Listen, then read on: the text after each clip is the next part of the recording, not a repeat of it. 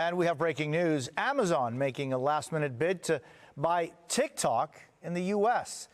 This massively popular social media app is facing a deadline later this month to separate from its Chinese owner.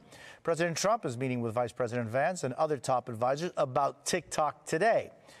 NBC News business and data correspondent Brian Chung joins us. Brian, what do we know about this? Yeah, and a source familiar with the matter can confirm to NBC News the original report from the New York Times saying that Amazon had put in this last-minute bid to acquire all of TikTok. However, the source did stress to NBC that it was not seen as a serious bid. Again, what we're talking about here is that deadline of Saturday for TikTok to be sold by its Chinese owner, ByteDance, or else face a ban in the United States. And if this is deja vu to those that have been following the TikTok story, that's because we had the same conversation back in January, shortly after the Supreme Court upheld the law that was passed on a bipartisan basis and signed into law by former President Joe Biden that did that exact ban, basically telling them to divest or face being shut down entirely in the United States. The current president, Donald Trump, announced just as he was getting inaugurated, essentially, that he was going to effectively not enforce that law up until this deadline of this Saturday.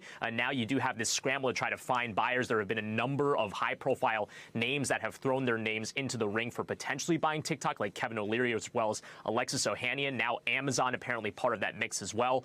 To be seen whether or not any of these bids will ultimately be the one to win it all by the time we get to Saturday. But of course, a lot can happen between now and then. But a lot happening in D.C. and a lot of eyes on potentially who could be the next owner of TikTok if the Chinese government permits it, which is another wrinkle here, Jose.